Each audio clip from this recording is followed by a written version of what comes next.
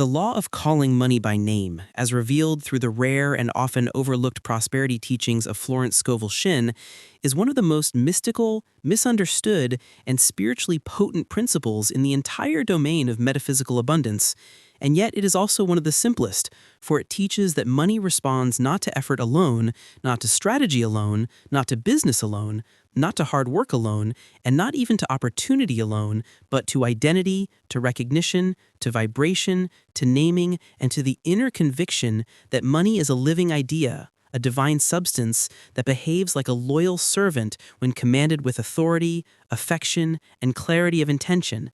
And the reason this rare teaching appears so esoteric is that Florence Scovel Shinn never described money as a pile of cash, a material object, or a cold economic tool. Instead, she perceived it as an obedient, intelligent spiritual energy that listens to the name you call it by, and therefore the quality, tone, emotion, and faith behind the name you choose determines the speed, abundance, and ease with which money flows into your experience. And when we explore this law, we uncover the astonishing truth that the words we speak about money, the names we assign to money, and the inner images we hold of money shape our financial destiny more powerfully than logic or external circumstances ever could. Because money does not originate from the external world at all, it originates from the invisible realm of divine supply, where ideas, not banknotes, are the true currency, and where the individual's consciousness acts as the only magnet capable of transforming invisible substance into visible financial expression. And Shinn emphasized that naming money incorrectly, calling it hard to get, less, not enough, slow, blocked, evil, dirty, gone, finished, scary, or never enough, is one of the greatest spiritual errors a person can make, because each of these names becomes a command to the subconscious mind, which then dutifully reproduces conditions that match the emotional frequency of that name. And the subconscious, being a perfect yes machine, accepts every name as law, every word as instruction, every feeling as a blueprint, and therefore, when a person repeatedly calls money by the names of fear, lack, stress, anxiety, and unworthiness, money complies. It hides, it avoids, it retreats, it delays, it slips away, it refuses to remain, because you have instructed it spiritually and vibrationally to do exactly that. And this is why Florence Scovel Shinn insisted that if one desires wealth, one must speak to money the way one speaks to a beloved friend, a trusted companion, a loyal helper, by calling it with love, with confidence, with authority, with respect, and with the deep inner knowing that money already belongs to you by divine right. Because divine substance has no resistance except the resistance you project upon it. And when you remove verbal and emotional resistance, money rushes in as naturally as water flows downhill. And so the essence of calling money by name is not about chanting, begging, pleading, or forcing, but about naming money in a way that aligns with abundance. And Florence used beautiful, simple affirmations that served as examples of naming money correctly, such as "Money comes to me easily and effortlessly," "I have a magical purse that never empties," "There is no lack in divine mind, therefore there is no lack in my world," "I am a perfect magnet for divine supply, and I now draw to myself riches from every direction." And these were not mere sentences, but spiritual commands, calls, vibrational signals that gave money a clear identity and a clear path into the individual's life. And Shinn taught that the universe responds instantly to the person who knows what they are calling and why, because naming is claiming, and claiming is creation. And creation is the law of life itself. And in this rare teaching lies a profound metaphysical secret. Whatever you name becomes your reality, because naming is an act of spiritual dominion that aligns the inner world with the outer manifestation. And the reason this principle feels strange to the modern mind is that societal conditioning has trained people to speak poorly of money, to fear it, to resent those who have it, to distrust it, to feel guilty for wanting it, to shrink from it, to avoid discussing it, and to associate it with stress or corruption. But in metaphysical truth, money is none of those things. Money is a neutral, obedient energy that takes on whatever identity you assign through your thoughts, words, emotions, and beliefs. And if you continuously call money by the name of struggle, then struggle is the master you have chosen, and money must obey that master. And Florence Scovel Shinn believes so strongly in the power of naming that she often reminded her students that the spoken word is the strongest channel through which the creative power of the subconscious expresses itself.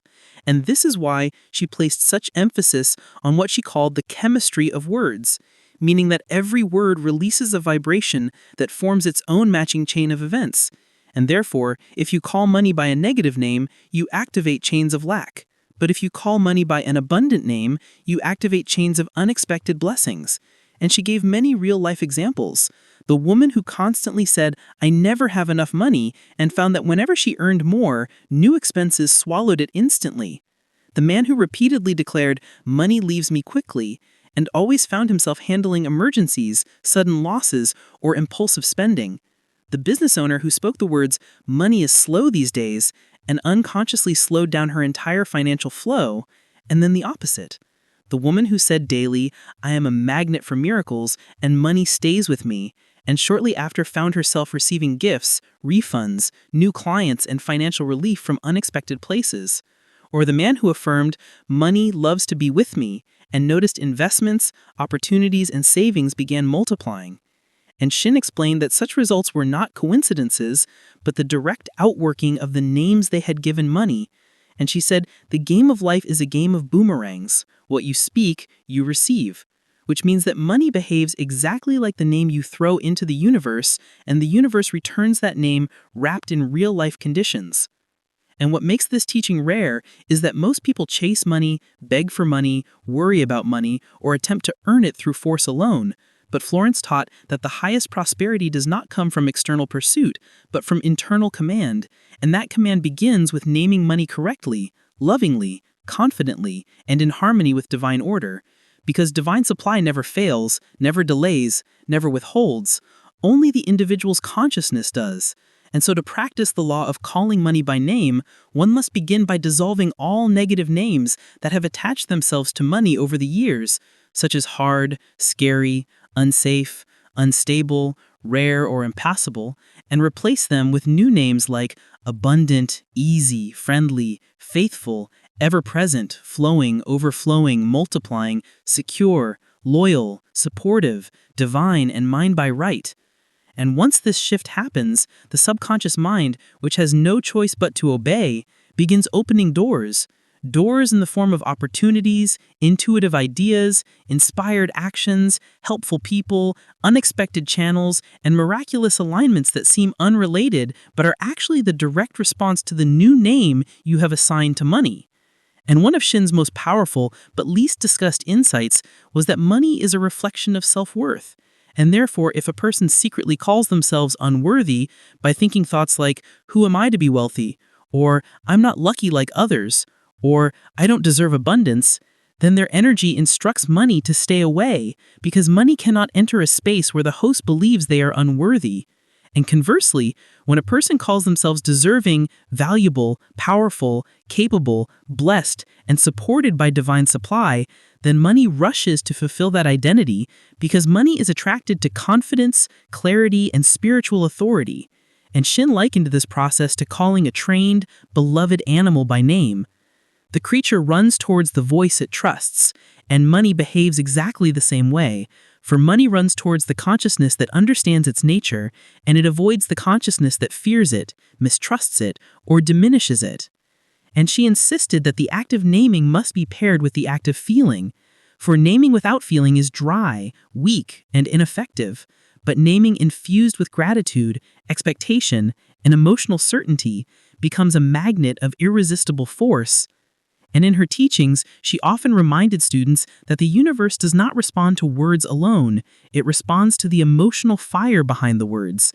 And therefore, to call money by name is to speak with the emotion of having it now, to speak with the conviction that money is already on its way, to speak with the authority of someone who has already been answered.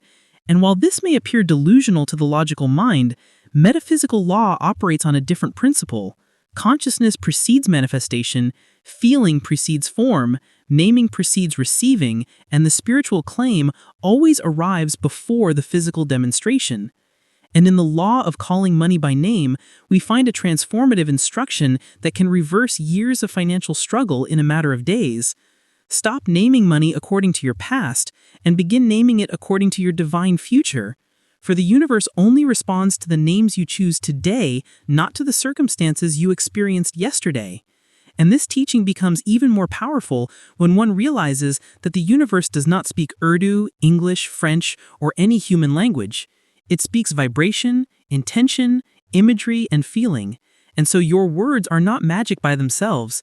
They are powerful because they help you generate the right vibration, the right confidence, the right inner certainty that unlocks doors you could never force open physically. And Florence Scovel Shinn emphasized again and again that money is never the goal. Consciousness is the goal.